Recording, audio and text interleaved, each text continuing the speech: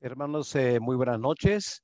Bienvenidos a una clase más de este curso tan interesante, la interpretación apostólica del Antiguo Testamento.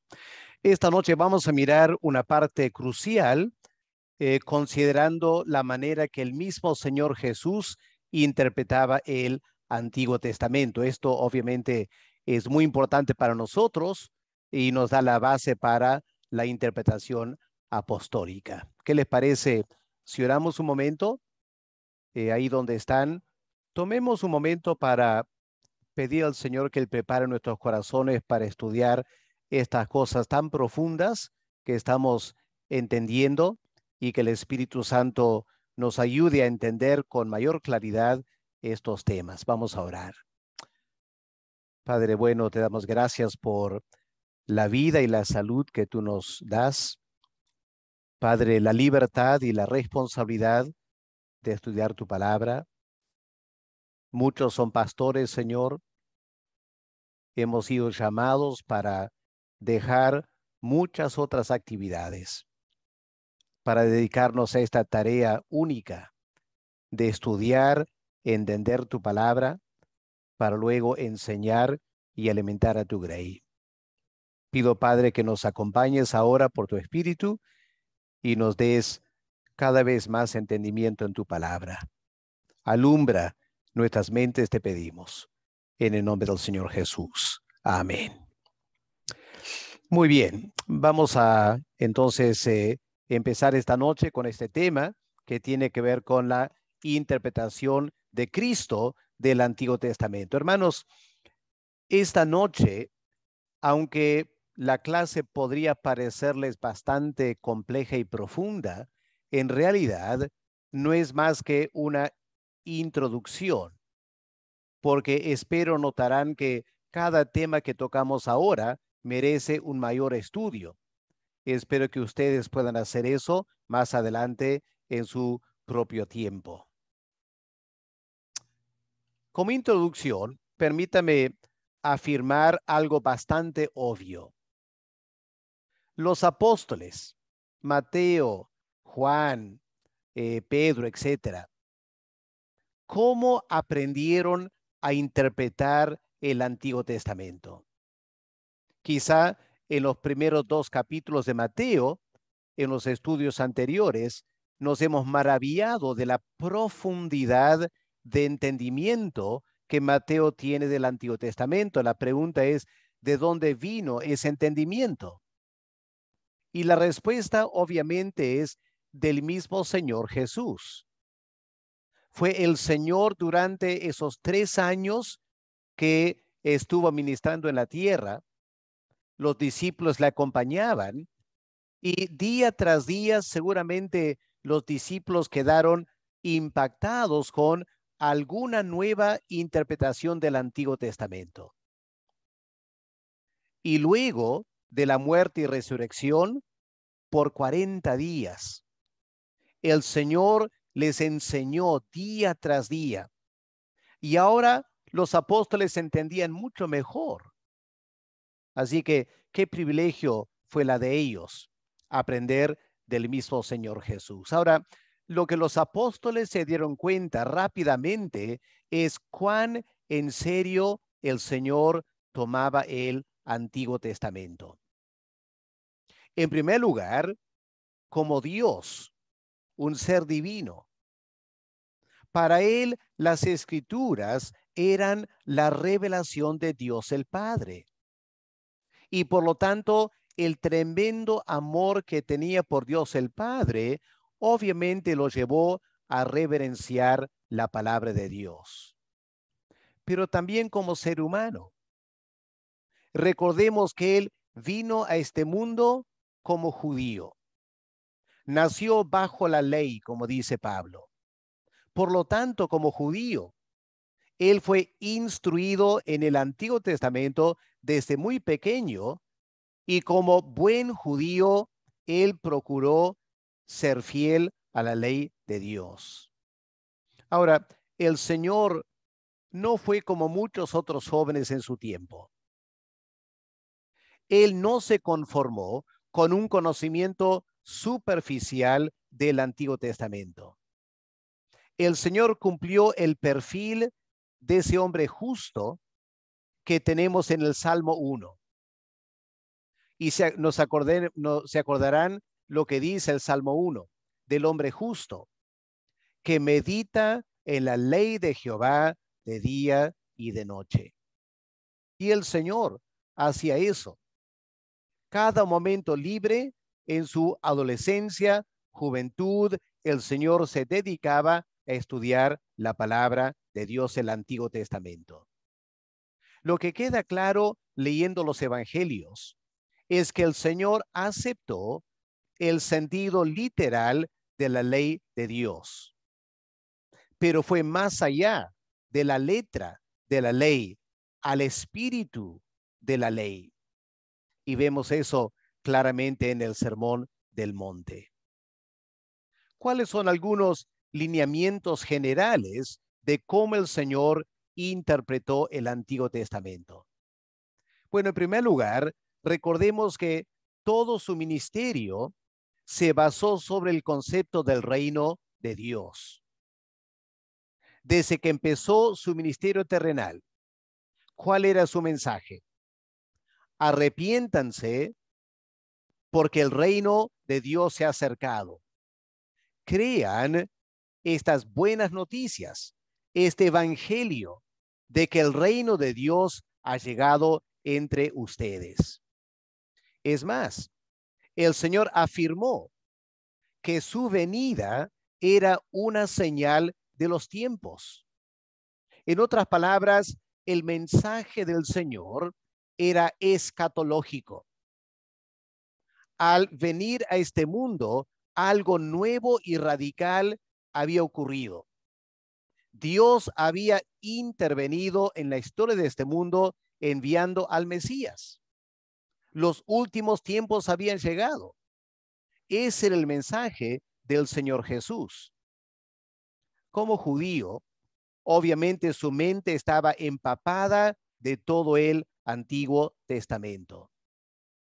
Y hermanos, algo que hoy en día debemos recordar frente a tantos ataques que se dan no solo de teólogos liberales, sino de hoy en día cada vez más personas que se llaman evangélicos progresistas, pero están muy dispuestos a cuestionar muchos aspectos del Antiguo Testamento.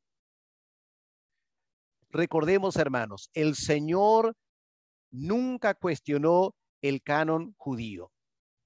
El Señor no cuestionó la paternidad literaria de los libros. El Señor no sintió ninguna vergüenza al afirmar Moisés escribió Génesis.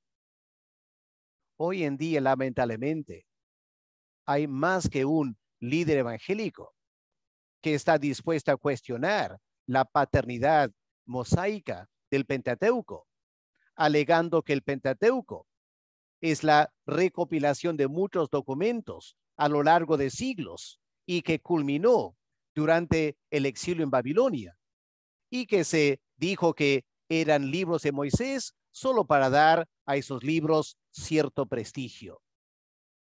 Ahí está la teología liberal, cada vez más seguida por evangélicos progresistas. Y tenemos que mirar cómo el Señor Jesús interpretaba y tomaba el Antiguo Testamento. Recalco, el Señor no cuestionó la veracidad de las historias del Antiguo Testamento. Yo sé que para algunos evangélicos progresistas eso les choca y tratan de explicarlo diciendo, bueno, Jesús era un hombre de su tiempo, si hubiera vivido hoy en día, habría dicho cosas diferentes, etcétera. Pero la simple verdad es que cuando leemos los evangelios, el Señor nunca cuestionó la veracidad de las historias.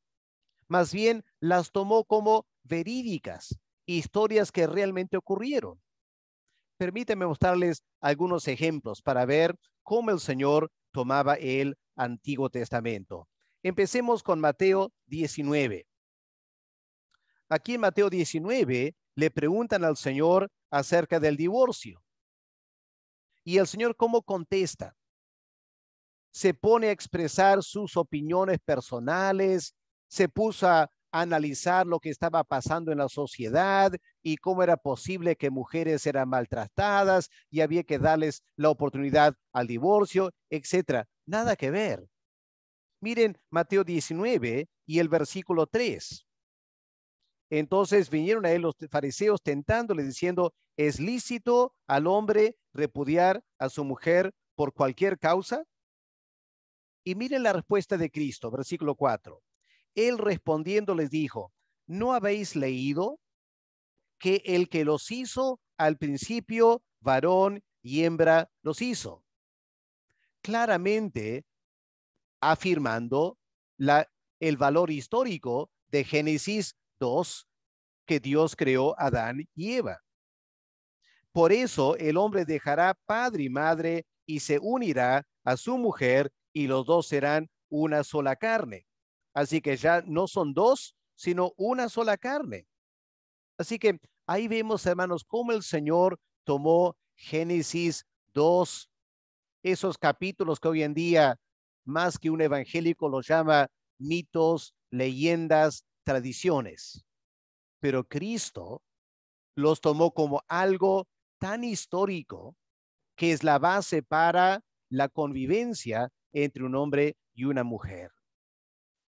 O miremos Mateo 8, versículo 4. Cuando el Señor sana un leproso, ¿qué dice el Señor? Anda al templo y presenta una ofrenda que ordenó Moisés para testimonio a ellos. Así que el Señor claramente afirma que Moisés ordenó las leyes del Pentateuco. Y el Señor dice, como judíos estaba todavía bajo el antiguo pacto, era menester llevar estos sacrificios. O miren en Mateo 10, el versículo 15. De cierto os digo que en el día del juicio será más tolerable el castigo para la tierra de Sodoma y Gomorra que para aquella ciudad. Claramente el Señor aceptó la veracidad de la historia de la destrucción de Sodoma y Gomorra. O Mateo capítulo 12, versículo 40 al 42. Porque como estuvo Jonás en el vientre del gran pez 3 días y 3 noches, así estará el Hijo del Hombre en el corazón de la tierra 3 días y 3 noches. ¿Qué significa eso? Que el Señor aceptó la historia de Jonás como algo literal. Y él dijo, tal como Jonás literalmente estuvo en el vientre del pez 3 días y 3 noches, el Hijo del Hombre estará enterrado 3 días y 3 noches. Y luego menciona Nínive. Los hombres de Nínive se levantarán en el juicio con esta generación y la condenarán porque ellos se arrepintieron a la predicación de Jonás. Así que frente a las personas que alegan que Jonás es una parábola, que nunca fue real, que los judíos inventaron esta historia, nada que ver. El Señor lo toma literalmente. Así que la pregunta es, ¿a quién vamos a creer? ¿Al Señor o a los teólogos liberales o los pensadores progresistas?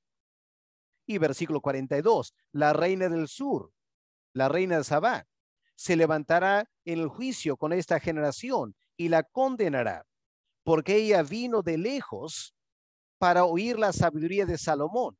Y aquí, más que Salomón, en este lugar.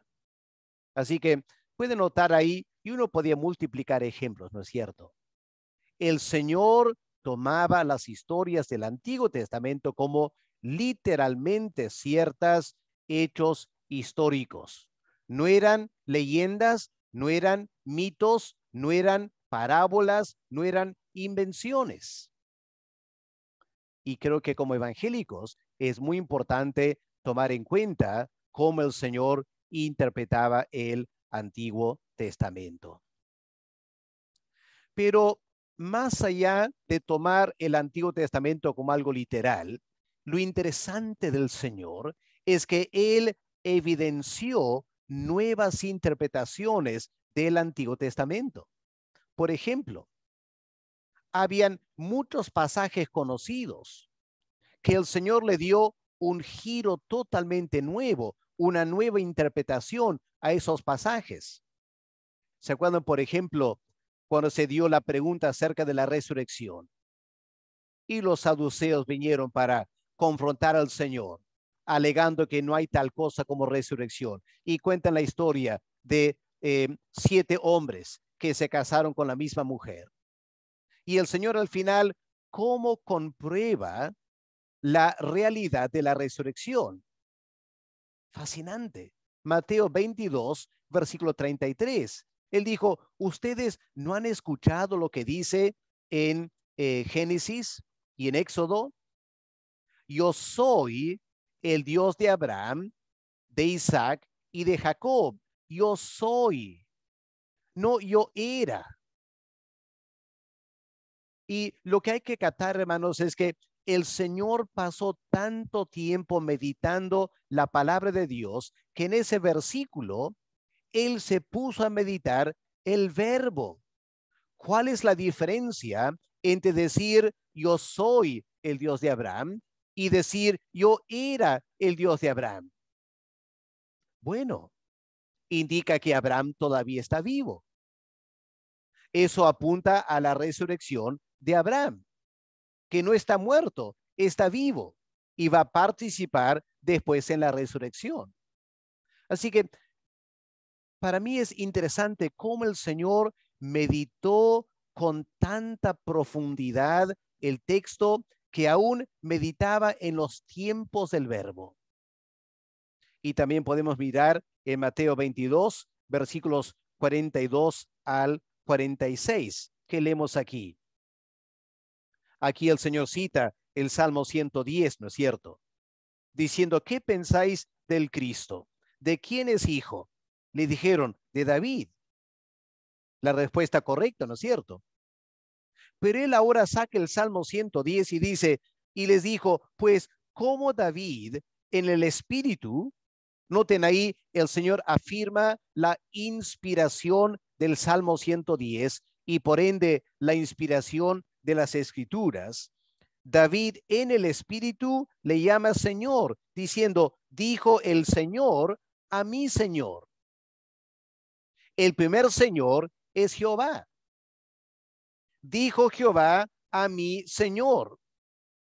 El Salmo 110 no dice, dijo Jehová a mí. No, a mi Señor. Y aquí el Señor interpreta este salmo tan conocido para indicar la naturaleza divina del Mesías. El Mesías no será simplemente el hijo de David. El Mesías será el Señor de David.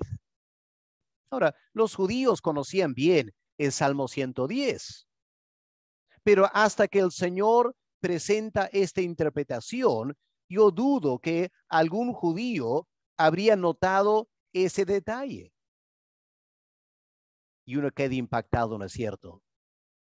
Como el Señor, aún en su humanidad, un hombre lleno del Espíritu Santo, meditando, estudiando el Antiguo Testamento y alcanzando estas interesantísimas interpretaciones.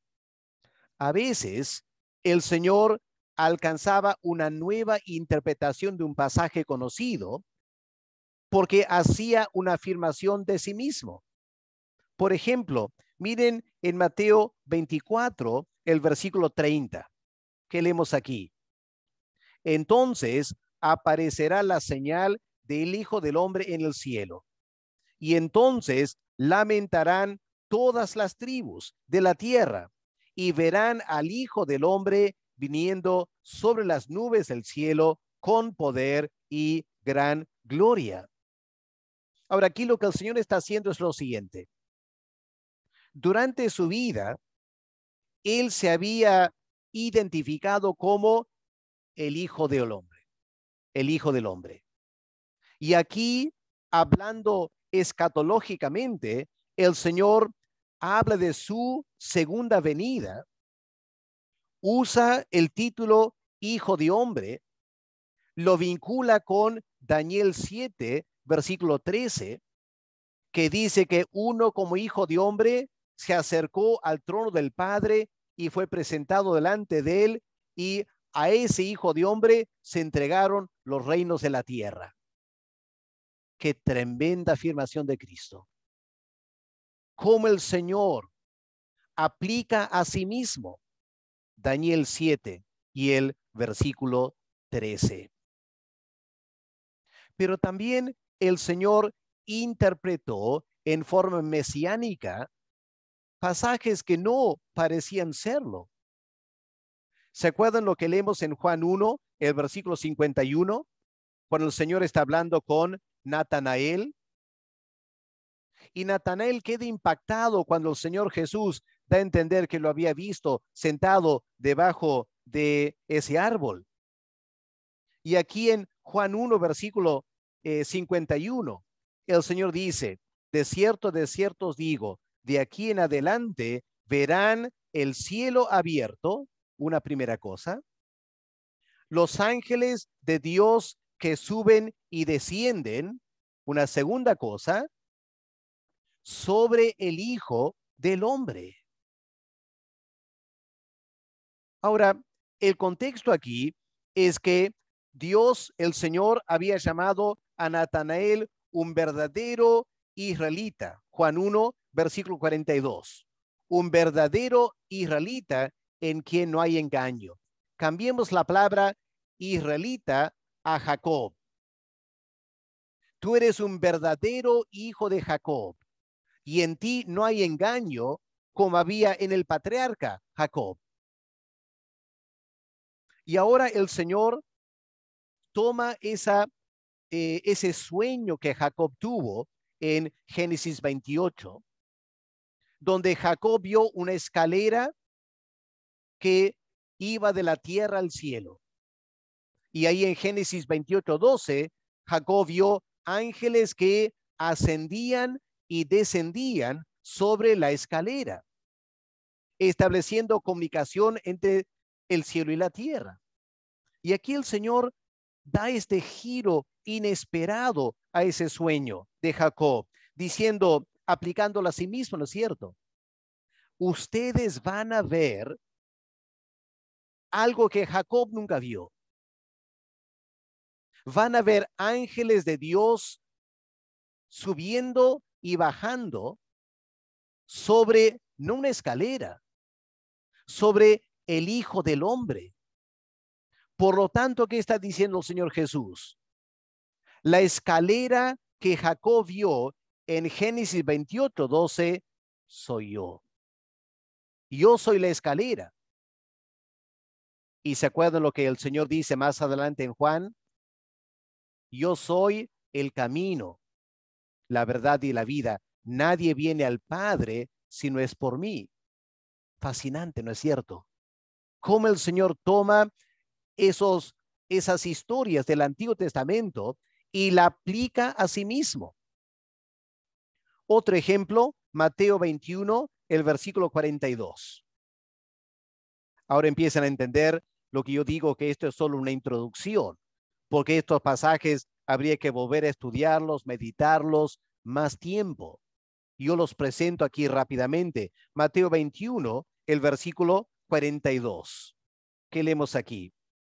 Jesús les dijo: ¿nunca oísteis en las Escrituras, la piedra que desecharon los edificadores ha venido a ser la cabeza del ángulo?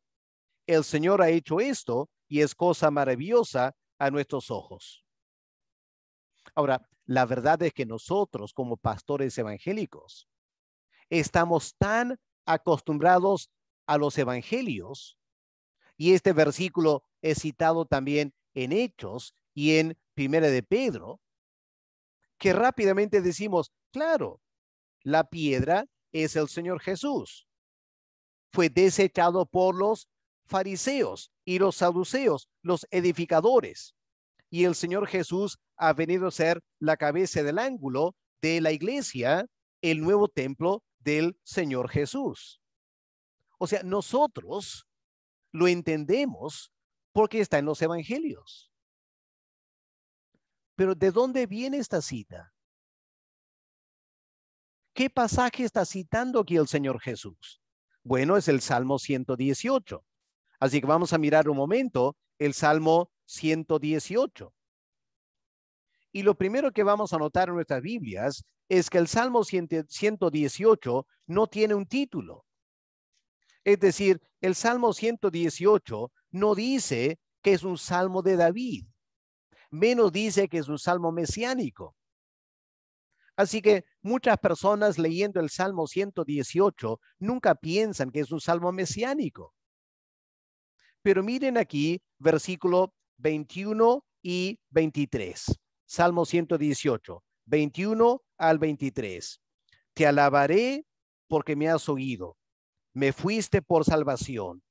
La piedra que desecharon los edificadores ha venido a ser cabeza del ángulo. De parte de Jehová es esto, y es cosa maravillosa a nuestros ojos. Pero la pregunta es, hermanos, si por un momento nos olvidamos de la cita del Señor en Mateo capítulo 21, ¿cómo interpretaríamos este pasaje? ¿Podríamos entenderlo como algo mesiánico? En el Antiguo Testamento, ¿cuál es la piedra que fue desechada por los edificadores, que vino a ser cabeza del ángulo? Bueno, una piedra podría ser David, ¿no es cierto? David fue rechazado por sus hermanos, pero ungido por Samuel. David fue rechazado por Saúl, pero fue el rey de Israel. Y cuando David quiso ser rey de Israel, las 10 tribus al comienzo no lo aceptaron. Sin embargo, David era escogido por Dios para ser la cabeza de la monarquía y establecer el reino de Israel. Así que uno podía tomarlo como hablando de David. Y como el Señor Jesús es el hijo de David, él aplica este salmo a sí mismo. O algunos dicen que podía ser Zorobabel, porque aquí no hay una indicación que es un salmo de David. Y más adelante, en el libro de Zacarías, vemos que Zorobabel es un líder, pero un líder cuestionado, acusado por Satanás y un líder sin muchas opciones, digamos, a ser una gran figura. Pero miren lo que leemos en Zacarías 4, versículos 7 al 10 de Zorobabel. Zacarías 4, versículo 7. ¿Quién eres tú, oh gran monte? Delante de Zorobabel serás reducido a llanura. Él sacará la primera piedra con aclamaciones de gracia, gracia a ella. Vino palabra de Jehová a mí diciendo, las manos de Zorobabel echarán el cimiento de esta casa, y sus manos la acabarán. Y conocerás que Jehová de los ejércitos me envía a vosotros. Porque los que menospreciaron el día de las pequeñeces de Zorobabel se alegrarán y verán la plomada en la mano de Zorobabel. Estos 7 son los ojos de Jehová que recorren toda la tierra. Así que en muchos sentidos, Zorobabel fue una piedra rechazada. Sin embargo, Dios toma a Zorobabel, lo usa en la construcción del templo.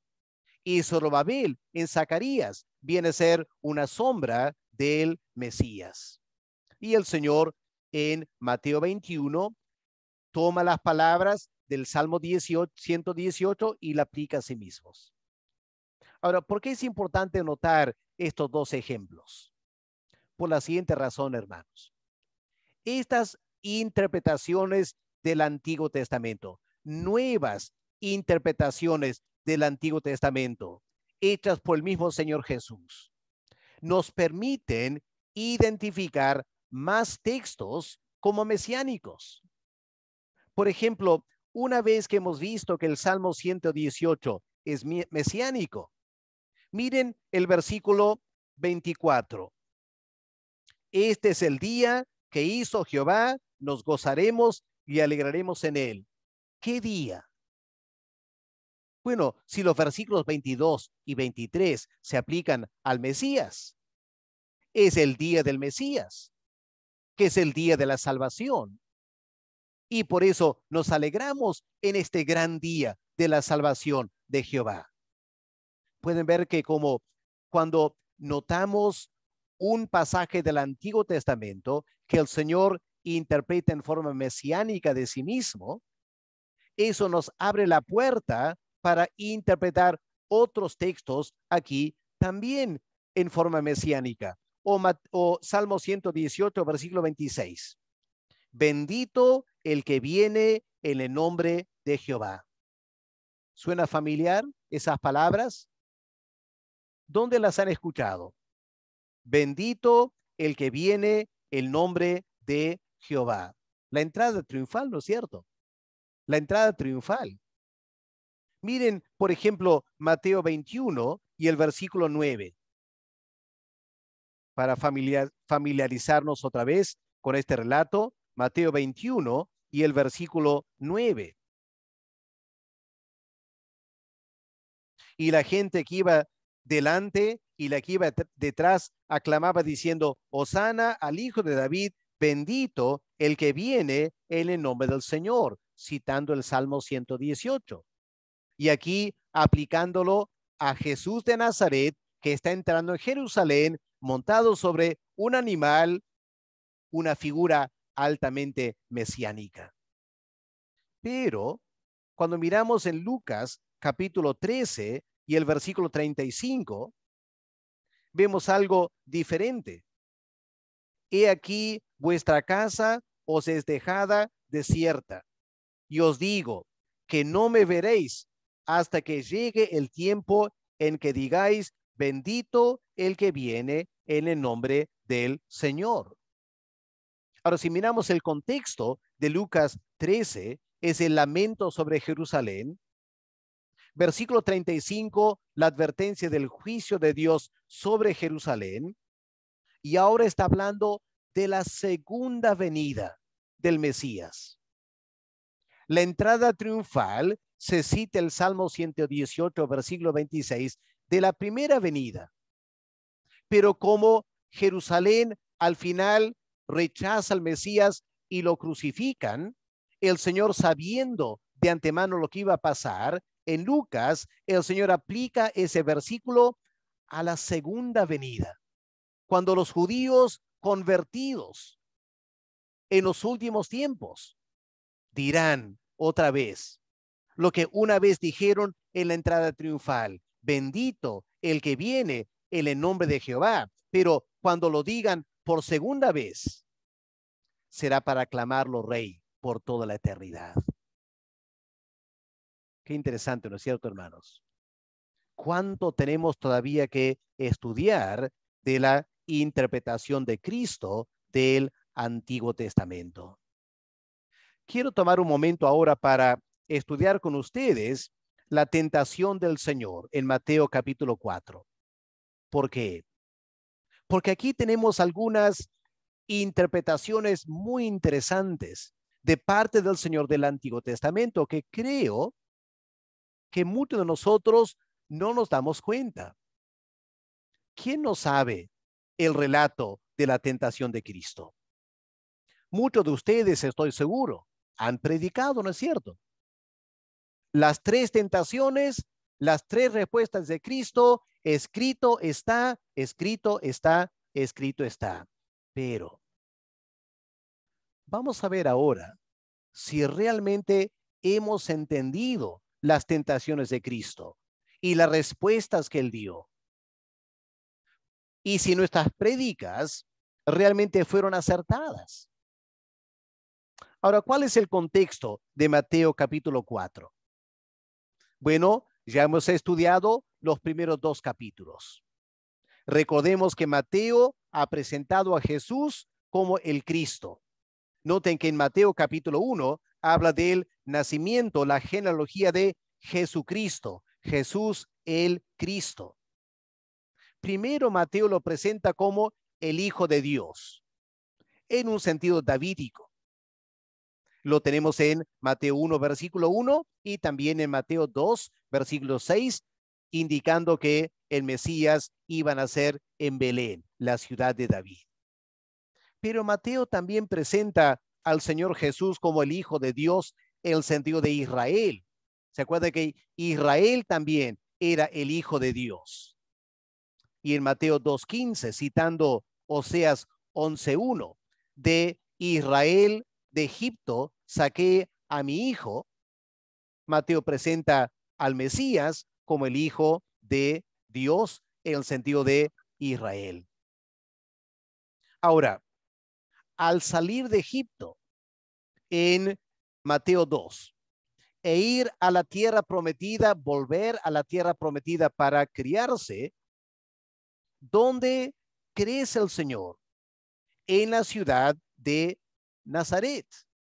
Es decir, Mateo presenta al Señor desarrollándose con gran humildad, con gran sencillez. No era más que un nazareno de una ciudad menospreciada. Y así salió Israel de Egipto, ¿no es cierto? Esclavos, saliendo de Egipto, gente muy humilde. Ahora, la pregunta que hay que hacer es, cuando Dios sacó a Israel de Egipto, los estaba llevando a la tierra prometida, ¿no es cierto? Pero antes de llegar a la tierra prometida, pasaron 40 años en el desierto. La pregunta es, ¿por qué? ¿Te has preguntado eso alguna vez? ¿Por qué Dios guió a Israel a pasar 40 años en el desierto? Yo sé que tenía que pasar por el desierto, obviamente, para llegar a la tierra prometida, pero no llevaba 40 años. La pregunta es, ¿por qué Dios introdujo a Israel al desierto y al final quedaron en el desierto 40 años? ¿Por qué? Bueno, la respuesta está en Deuteronomio capítulo 8. Dios mismo contesta la pregunta. Recuerden, hermanos, Deuteronomio es el sermón de Moisés al fin de su vida. Están por entrar a la tierra prometida y Moisés hace un tremendo repaso de los 40 años en el desierto. Y miren lo que Moisés escribe aquí, citando las palabras de Dios. Deuteronomio 8, el versículo 2. Te acordarás de todo el camino por donde te ha traído Jehová tu Dios. ¿Ok? Esos 40 años en el desierto no fueron casualidad. Dios, a propósito, los introdujo y los guió 40 años en el desierto. Claro, la pregunta es ¿por qué? Y aquí Moisés contesta, ¿no es cierto? Primer lugar, para afligirte. Qué interesante, ¿no? Dios guió a Israel al desierto y los mantuvo ahí 40 años, primero para afligirte, segundo para probarte, tercero para saber lo que había en tu corazón. Qué interesante. Dios quería saber qué había en el corazón de Israel. Si habías de guardar o no sus mandamientos. Ahora, recordemos que Dios escogió a Israel para ser su especial tesoro. La nación de Israel iban a ser los siervos de Dios. Israel era su hijo primogénito, llamado para servir a Dios. Y la pregunta que Dios se hace es: esta nación de Israel, ¿me van a obedecer? ¿Van a tener temor de mí? Y para examinar su corazón, Dios los mete al desierto. ¿Ok? Eso está claro de Deuteronomio. Ahora vamos a Mateo 4 y el versículo 1. A la luz de lo que hemos visto de Deuteronomio, Leamos Mateo 4, versículo 1. Entonces Jesús fue llevado por el Espíritu al desierto para ser tentado por el diablo. Y después de haber ayunado 40 días y 40 noches, tuvo hambre. Espero que pueden ver paralelos entre la experiencia de Israel en el desierto a 40 años y la experiencia de Cristo, que Mateo lo está presentado como el verdadero Israel. Y aquí Mateo presenta que el Espíritu Santo guió a este verdadero Israel, Cristo, al desierto para ser tentado. Ahora, ¿por qué Cristo fue tentado? Vamos a Hebreos, el capítulo 2, versículos 16 y 18. Hebreos 2, versículo 16. Porque ciertamente, hablando del Mesías, Cristo, no socorrió a los ángeles. ¿A quién socorrió? ¿A quién salvó? A la descendencia de Abraham. Es Israel que estuvo 40 años en el desierto. Por lo cual debía ser en todo semejante a sus hermanos, para venir a ser misericordioso y fiel sumo sacerdote en lo que a Dios se refiere, para expiar los pecados del pueblo. Y noten versículo 18. Pues en cuanto él mismo padeció siendo tentado, es poderoso para socorrer a los que son tentados. Así que, en primer lugar, el Espíritu Santo guió al Señor al desierto para ser tentado por 40 días como parte de todo este proceso de tentaciones para que el Señor sea un buen sumo sacerdote para nosotros. Hasta ahí está bien. Pero vamos a ver si hay algo más profundo aquí todavía. Vamos a ver la primera tentación de Cristo. Mateo 4, versículo 3. Y vino a él el tentador y le dijo, si eres hijo de Dios. Noten esa pregunta, si eres. Lo está poniendo en tela de juicio, ¿no es cierto? Si eres el hijo de Dios, di a estas piedras que se convierten en pan. Ahora, apliquémoslo a la experiencia de Israel en el Éxodo. ¿Por qué Dios sacó a Israel de Egipto? Porque Israel era su primogénito hijo. Y luego Dios mete a su hijo en el desierto, 40 años. ¿Se imaginan lo que el pueblo de Israel pensó esos 40 años? No somos hijos de Dios. Dios no nos trata como su hijo. Dios dice que somos su hijo primogénito, pero ¿a qué hijo el padre lo va a tener 40 años en el desierto? No hay pan, no hay carne, no hay comida. Bueno, aquí leemos que Satanás le hace esa pregunta a Cristo. ¿Qué estás haciendo aquí en el desierto? ¿Acaso no has venido para establecer el reino de Dios? Dice Satanás, ¿qué estás haciendo en el desierto? Yo no creo que tú eres el hijo de Dios. No creo. El hijo de Dios no estaría en estas condiciones.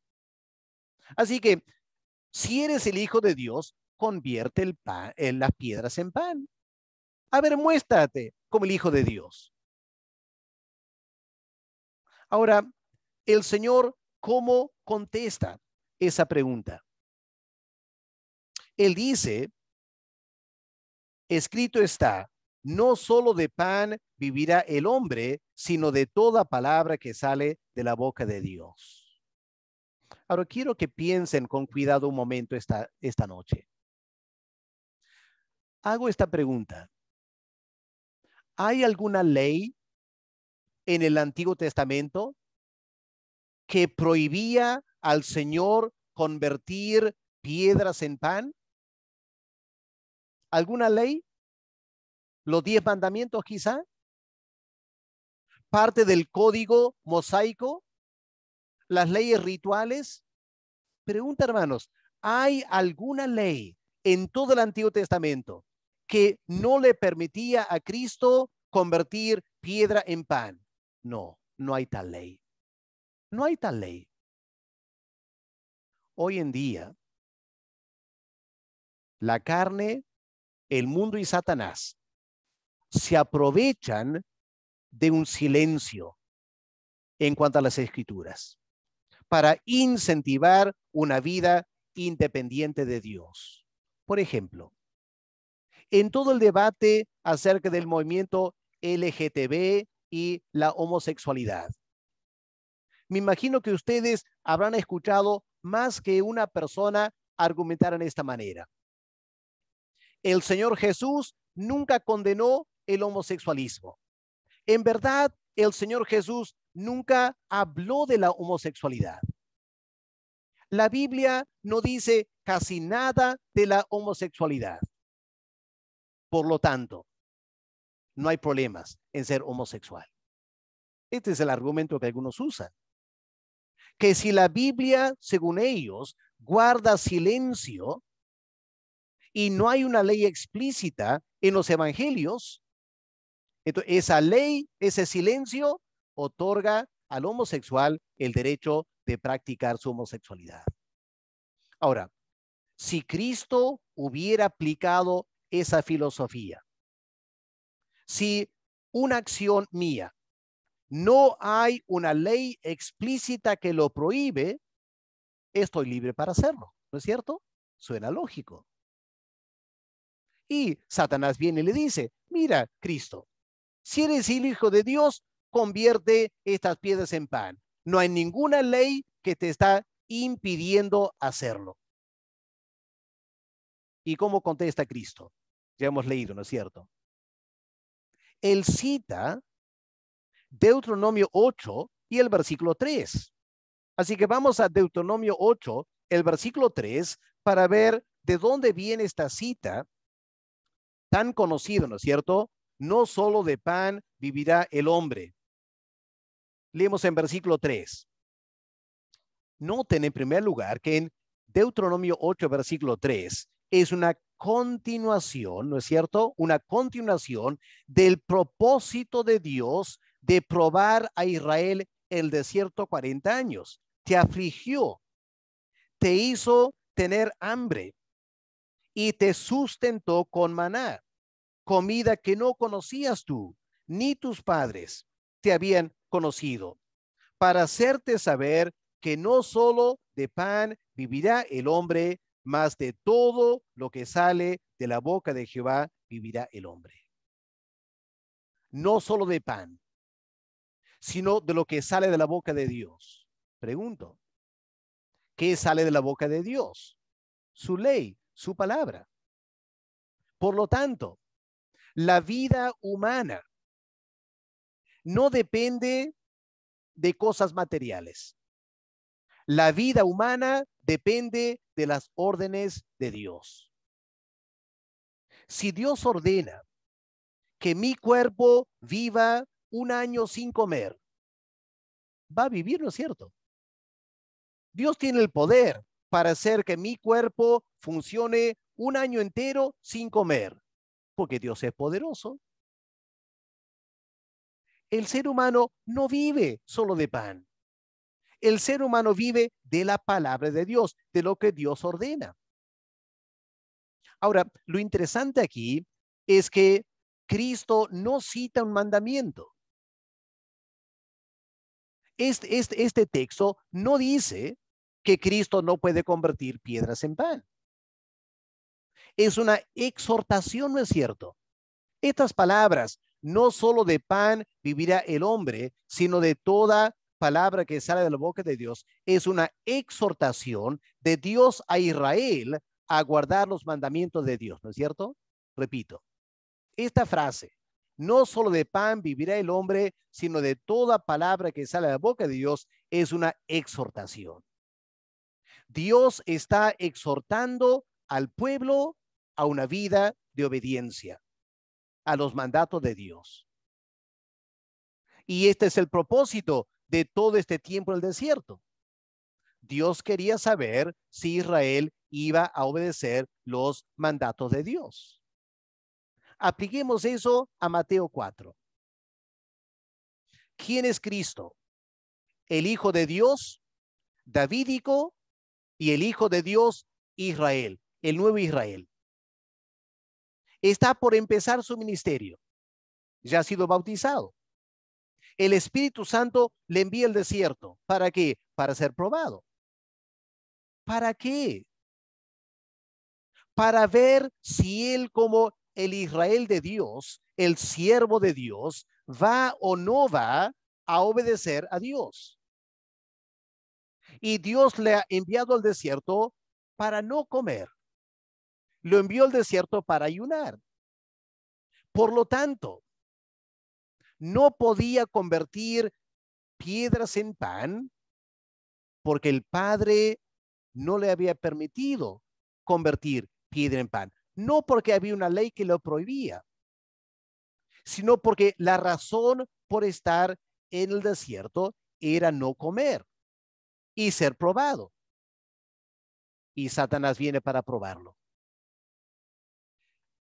¿Estás contento ayunando? ¿Tienes tanta hambre? ¿Por qué no haces lo que tú quieres? Y el Señor Jesús, el verdadero Israel, hace lo que Israel debió haber hecho. Se conformó a los mandamientos de Dios y por lo tanto pasó la primera prueba. ¿Qué de la segunda tentación? La segunda tentación en versículos 6 y 7. Satanás lo lleva a la santa ciudad, le pone sobre el pináculo del templo y le dice, mira, si eres el Hijo de Dios, tírate abajo. ¿Por qué tirarse abajo? Porque se imaginan un hombre parado en el pináculo del templo y toda la gente mirando, ¿qué está haciendo ese hombre ahí parado? Y si ese hombre se tirara del pináculo, obviamente va a morir, ¿no? Ah, pero dice Satanás, recuerda lo que dice la Biblia, que Dios enviará los ángeles para cuidarte. Así que si tú eres el Hijo de Dios y te tiras de la cima del templo, Dios va a enviar los ángeles para protegerte y todo el mundo te va a aplaudir y todo el mundo te va a reconocer como el rey de Israel y no tendrás que sufrir y no tendrás que ser rechazado. Puedes tomar este atajo para ser reconocido. Ahora, Satanás aquí está citando el Salmo 91, ¿no es cierto? Y Satanás cita el Salmo 91 perfectamente bien. ¿Dónde está el problema? Que el Salmo 91, escuchen bien hermanos, el Salmo 91 es una promesa de protección, no un pretexto para la exaltación o para jactarse. Ok, repito, el Salmo 91, esto de los ángeles enviados para cuidarnos, es una promesa de protección, no un pretexto para la exaltación, para lucirte. Y Satanás está queriendo que Cristo aplique el Salmo 91 para lucirse, para exhibirse y usar el texto de esa manera es probar a Dios. Porque mira lo que el Señor Jesús dice en versículo 7, Mateo 4:7. La respuesta de Cristo es, escrito está también, no tentarás al Señor tu Dios. No voy a tirarme del templo, no porque dudo que Dios no me puede cuidar por los ángeles. No me voy a tirar del templo, no porque dudo la veracidad del Salmo 91. No me voy a tirar del templo, porque hacerlo, pensando en el Salmo 91, es probar a Dios. Es poner a Dios a una tremenda prueba. Y eso es pecaminoso. Y hermanos, les deja a ustedes aplicar este principio hoy en día. Cuando gente cita pasajes, por ejemplo, que estas señales van a seguir, que una serpiente te va a morder y no te pasa nada. Es una promesa de protección, ¿no es cierto? Pero habrán escuchado casos en Estados Unidos que pastores se han metido en un pozo lleno de serpientes para reclamar esa promesa. Se están luciendo. Están mal usando las escrituras. Y eso es un pecado. Y aquí el Señor, ¿qué pasaje cita? Es interesante, el Señor cita otra vez Deuteronomio, capítulo 6 y el versículo 16. ¿Qué leemos en Deuteronomio 6, versículo 16? No tentarás a Jehová vuestro Dios, como lo tentasteis en Masa. Ahora, el tiempo va a ganar, hermanos, pero hay que leer todo el contexto. Del versículo 10 al versículo 25 de Deuteronomio 6 es toda una exhortación a la obediencia. La obediencia es lo opuesto a tentar a Dios. Moisés dice, no tienten a Dios con su desobediencia. Ahora, el verbo aquí, tentar, en versículo 16, es la palabra nasa en hebreo. No tientas, nasa, a Dios como en masa. Hay juego de palabras aquí. Y aquí, si tienen referencia a cruzadas, van a ver que masa se refiere a Éxodo 17, versículos 1 al 7. Qué interesante lo que leemos aquí. Éxodo 17, del 1 al 7. Israel está en el desierto. Ya hemos mencionado que están en el desierto porque Dios les envió. En el desierto ahora tienen sed. Y porque tienen sed, ahora murmuran diciendo aquí en Éxodo 17, versículo 3. El pueblo tuvo ahí sed y murmuró contra Moisés y dijo, ¿por qué nos hiciste subir de Egipto para matarnos de sed a nosotros y a nuestros hijos y a nuestros ganados?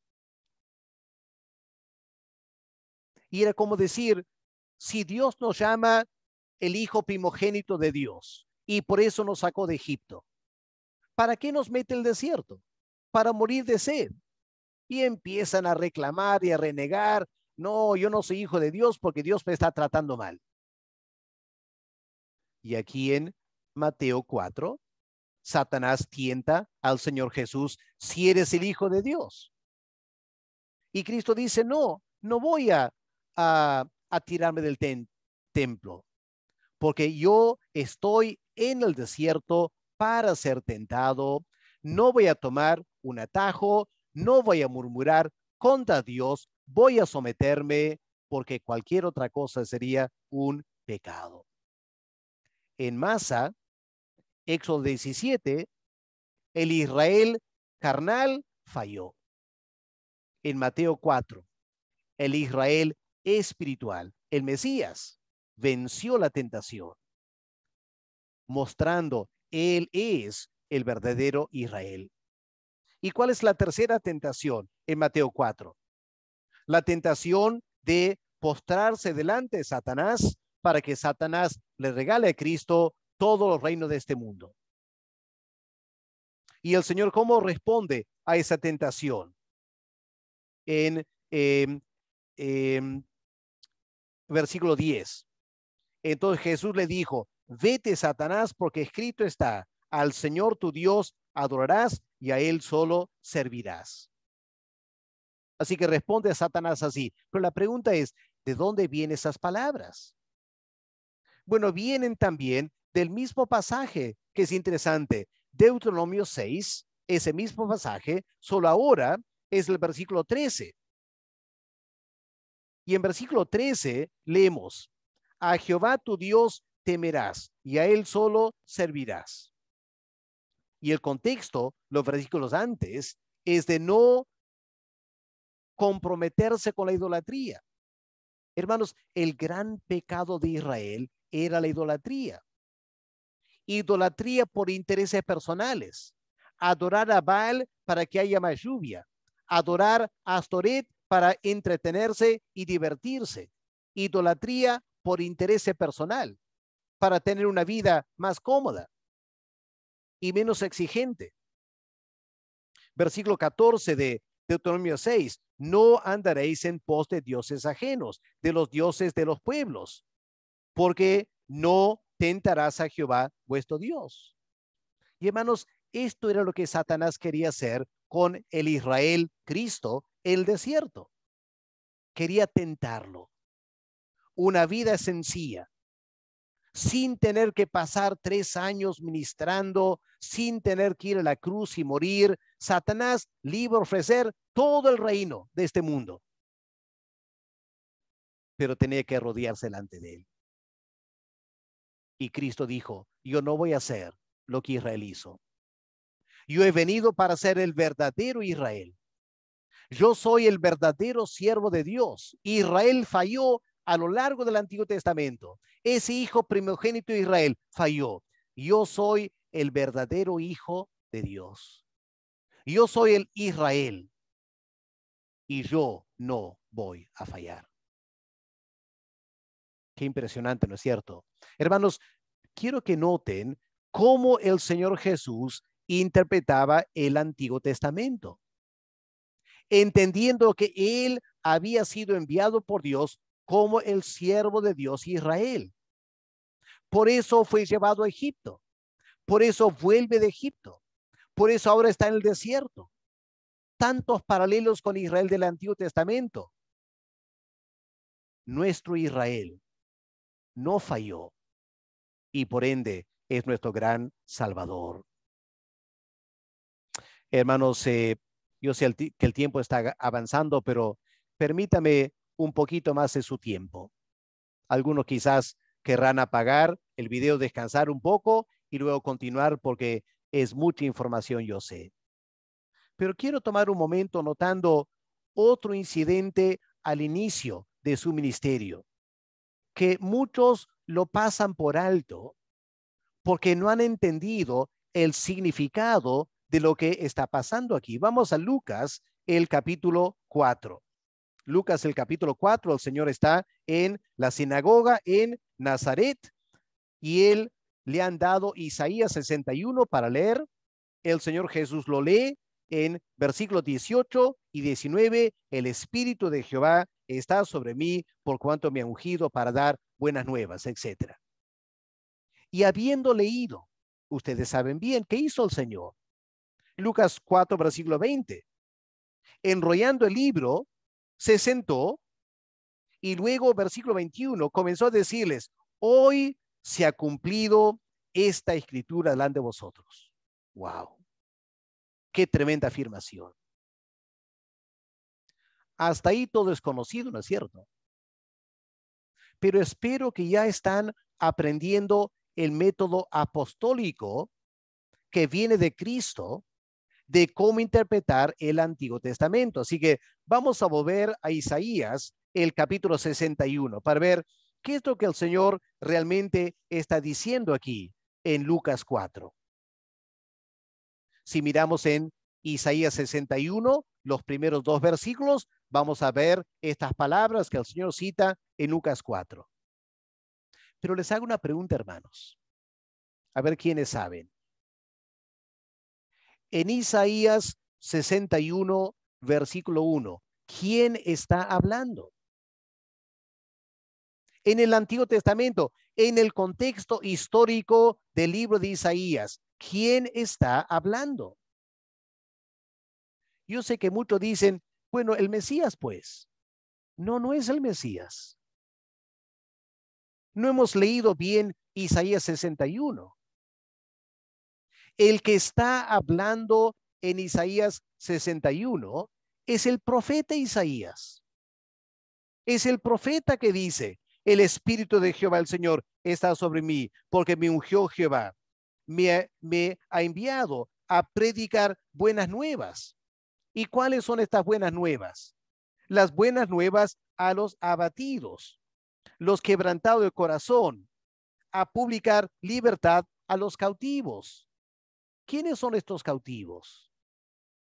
Hermanos, está hablando de los exiliados en Babilonia. Este es el gran mensaje de Isaías del capítulo 40 en adelante. El retorno del cautiverio. Y el Espíritu Santo está sobre este profeta Isaías para anunciar capítulo tras capítulo. El exilio se va a terminar y el pueblo va a volver del exilio. De eso se trata Isaías 61. Miren versículo 4. Porque la cita hay que leer todo el sermón, ¿no es cierto? Este es el error. Nos limitamos a los primeros 2 versículos, pero estamos aprendiendo. Hay que leer todo el sermón. Versículo 4.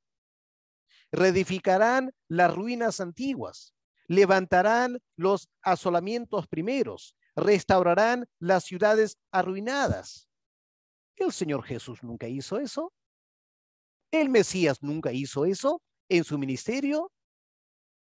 No está hablando el Mesías aquí, está hablando Isaías el profeta, anunciando el retorno del cautiverio en Babilonia. Los exiliados iban a reconstruir las ciudades bajo Zorobabel, Josué, más adelante Esdras, Nehemías, todo un conjunto de personas reedificando las ciudades antiguas. Y hermanos, ahora tenemos que detener su momento y entender que el capítulo 61 es una continuación del capítulo 60. Es más, es una explicación del capítulo 60. Pueden mirar en sus Biblias el título de Isaías 60, La gloria futura de Sión.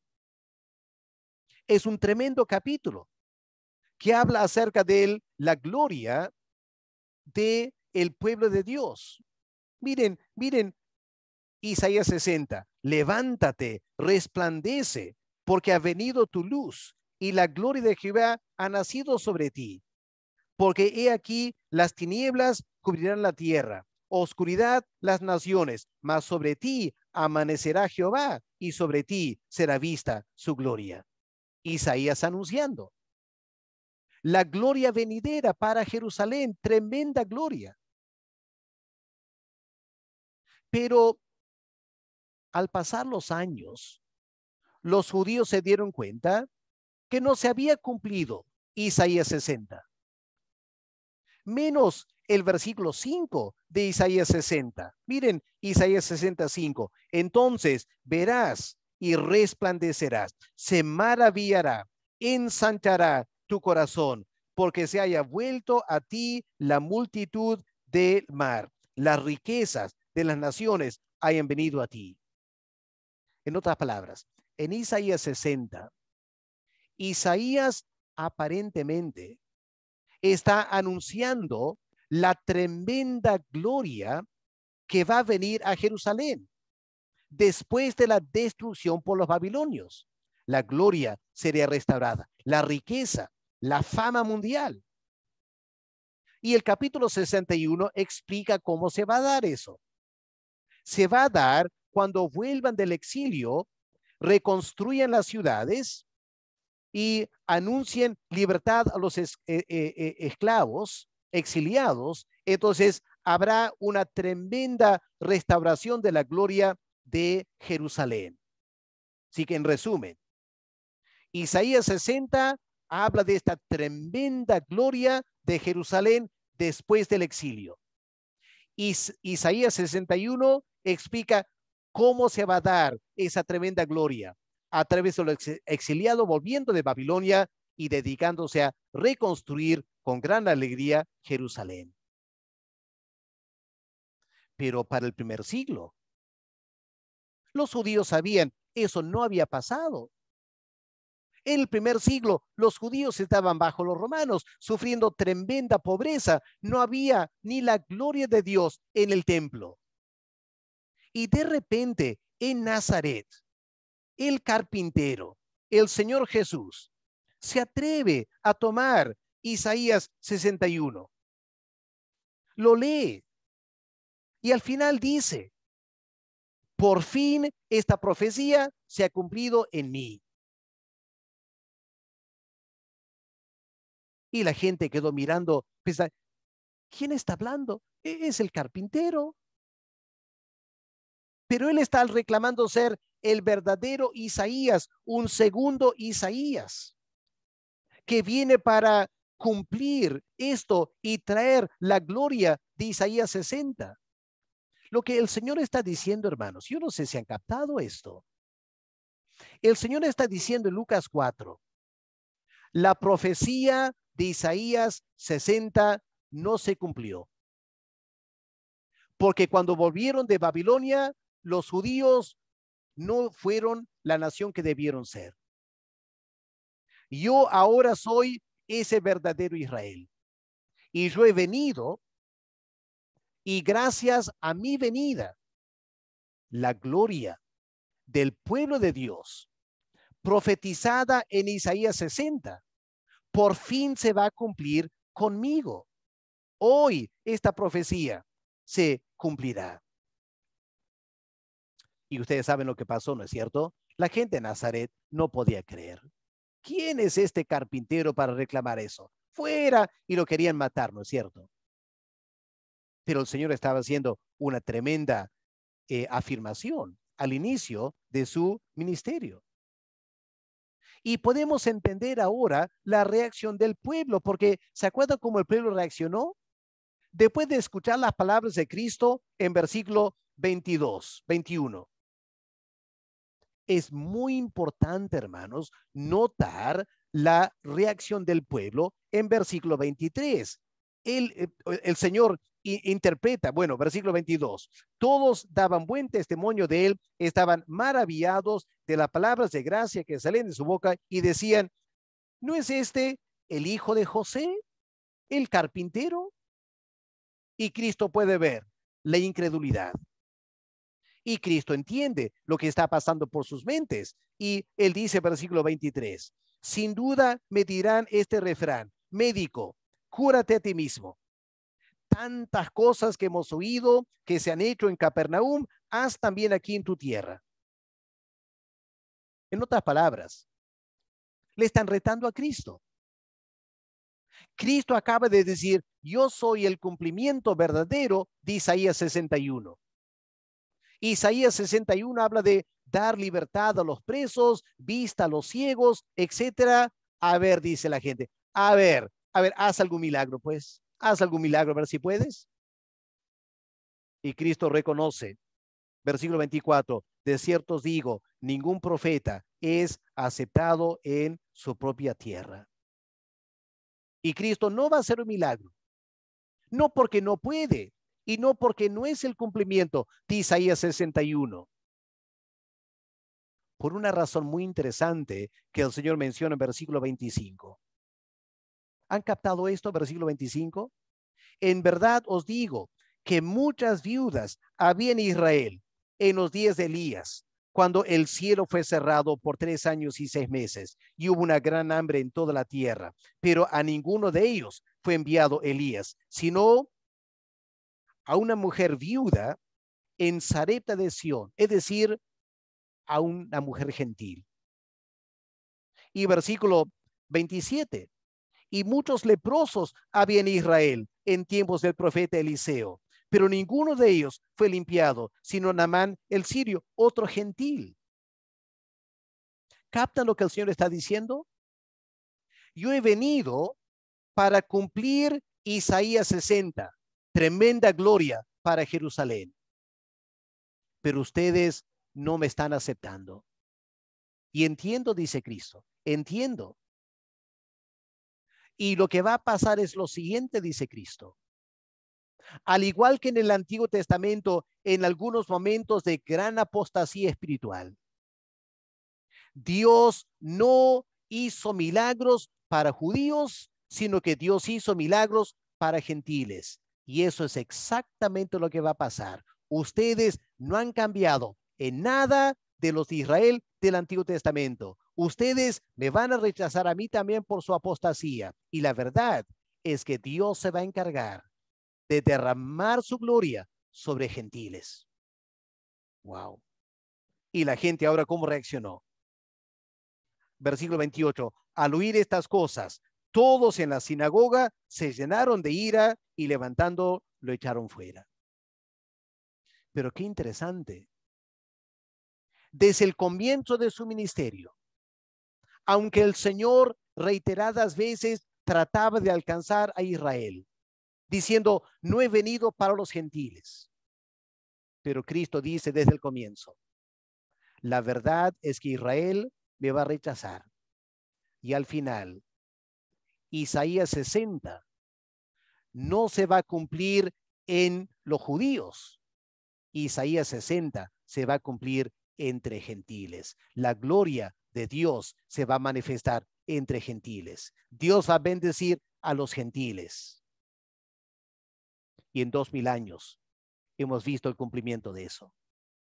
Claro, esperamos una bendición para judíos en los últimos tiempos. Pero pueden captar, hermanos, cómo el Señor Jesús estaba leyendo e interpretando el Antiguo Testamento, poniendo de cabeza muchas ideas de los judíos. Y la verdad es que nosotros, debiendo haber entendido estas cosas, porque están aquí en los evangelios, por no haber estudiado con suficiente detenimiento, ni hemos entendido lo que este pasaje realmente está diciendo.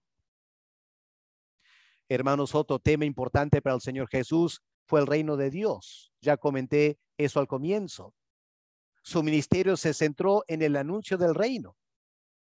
Presentó su ministerio como el cumplimiento de las profecías del Antiguo Testamento acerca del reino de Dios. Si ustedes miran Mateo 11, versículos 4 y 5, cuando el Señor Jesús le dice a los discípulos de Juan que estaba dudando de Cristo, miren cuánta gente sanada, cuántos leprosos sanados. Y hermanos, en Mateo 11, versículos 4 y 5, el Señor cita Isaías 35, versículos 5 y 6.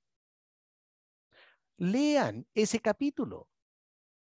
Lamentablemente, muchas personas cuando leen Isaías 35 sin tomar en cuenta la interpretación que Cristo da a Isaías 35, mucha gente rápidamente salta a es el milenio. Isaías 35 es el milenio. Pero Cristo en Mateo 11 lo aplica a su ministerio terrenal. El milenio empezó. El reino de Dios empezó cuando Cristo vino hace 2000 años.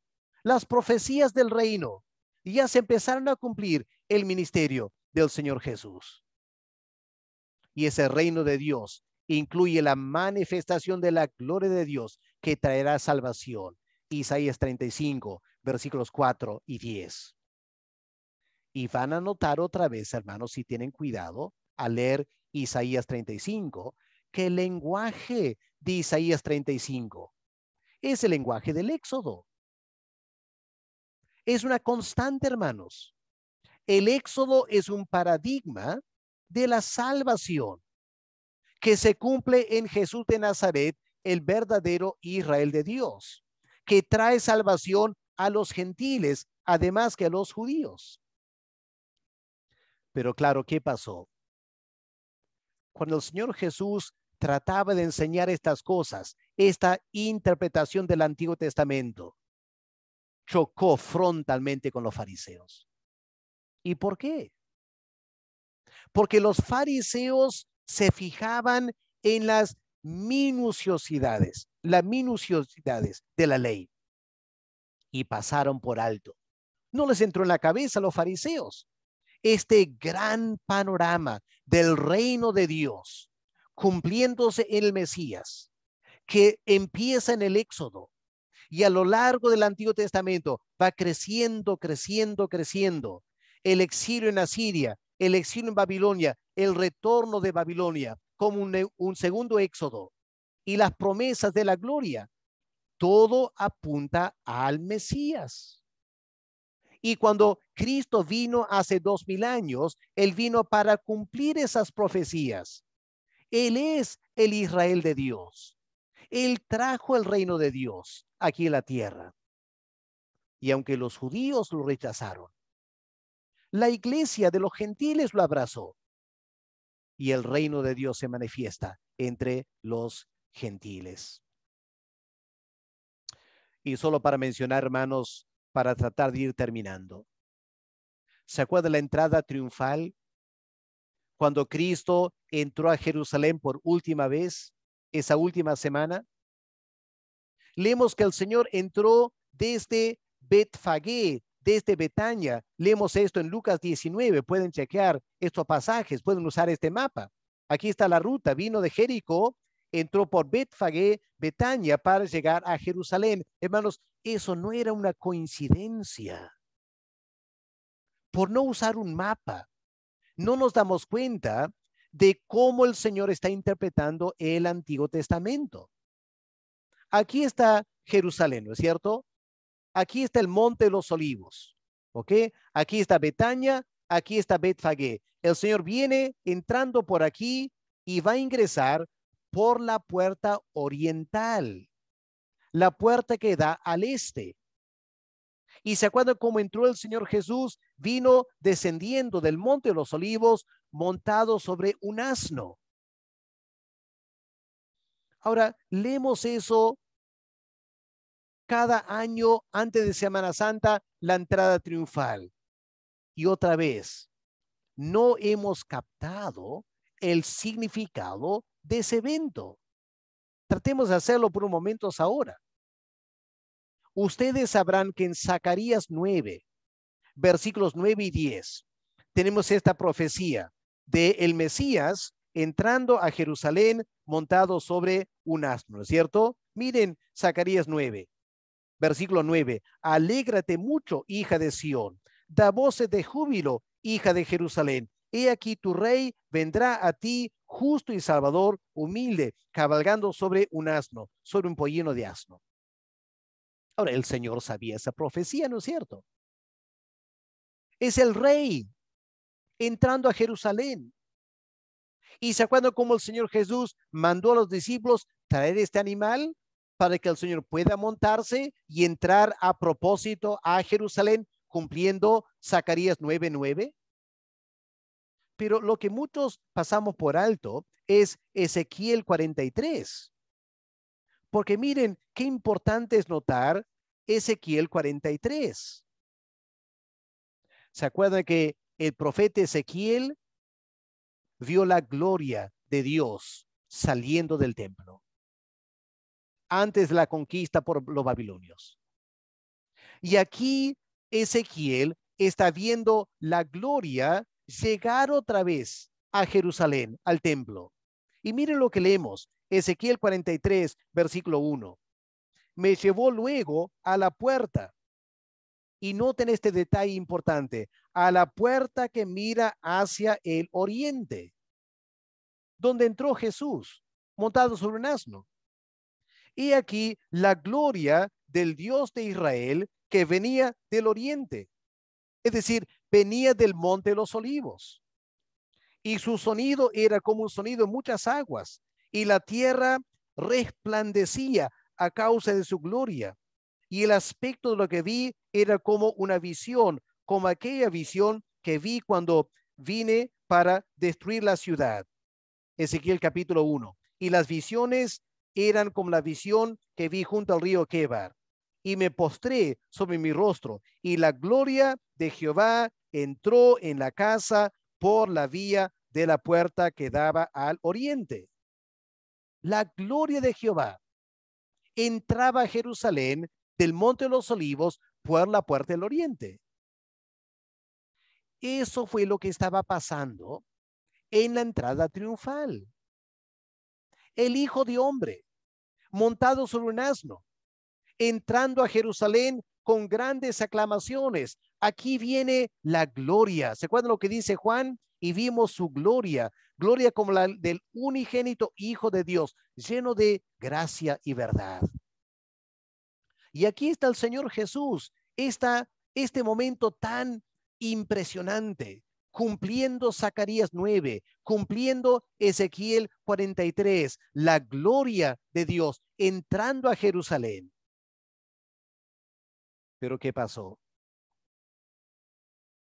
Todo quedó en nada, ¿no es cierto? Ahora miren Zacarías 9, versículo 10.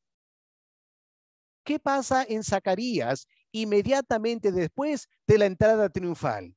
Zacarías 9:10. Y de Efraín destruiré los carros y los caballos de Jerusalén, y los arcos de guerra serán quebrados, y hablará paz a las naciones. Su señorío será de mar a mar, desde el río hasta los fines de la tierra. Ahí está el reino eterno del Mesías. El siguiente versículo es lo que debió pasar. Debió pasar. Si los judíos tan solo habrían realmente entendido quién era Jesús de Nazaret, ¿qué estaba pasando aquí? Se hubiera cumplido el versículo 10 al instante, pero lo rechazaron. Y el versículo 10 está esperando todavía su cumplimiento en la segunda venida. Ahora, durante los 3 años de ministerio, el Señor trató de preparar a los apóstoles, ¿no es cierto? Les voy avisando, aquí están los textos, avisando, voy a morir, tal como las escrituras del Antiguo Testamento lo anuncian. Voy a morir. Las escrituras lo anuncian. Y los apóstoles lo entendieron. Y el Mesías murió, como el Antiguo Testamento predice. Y los apóstoles, su fe se desapareció, ¿no es cierto? Y fue solo la resurrección de Cristo que empezó a abrir la mente de los apóstoles, y poco a poco, con la ayuda del Señor, tuvieron que leer otra vez el Antiguo Testamento, leer estos pasajes, y por fin empezaron a entender la profundidad de quién es Jesús de Nazaret, el siervo de Jehová, el verdadero Israel, la gloria de Dios. Hermanos, como conclusión, no sé cómo sienten ustedes, pero les confieso, yo siento ganas de volver a leer los 4 evangelios, Mateo, Marcos, Lucas y Juan, detenidamente, y marcar y colorear cada vez que Cristo, no el evangelista, cada vez que Cristo menciona un texto del Antiguo Testamento, y detenerme y meditar profundamente en ese texto del Antiguo Testamento, mirando el pasaje del Antiguo Testamento, tratando de entender el contexto histórico, cómo el Señor está interpretando y usando ese dato del Antiguo Testamento. Y hermanos queridos, esa es la forma de poner una base para seguir con este curso de estudiar la interpretación apostólica del Antiguo Testamento. Cristo interpretó el Antiguo Testamento en formas muy particulares. Tenemos que entender eso, leer y estudiar eso.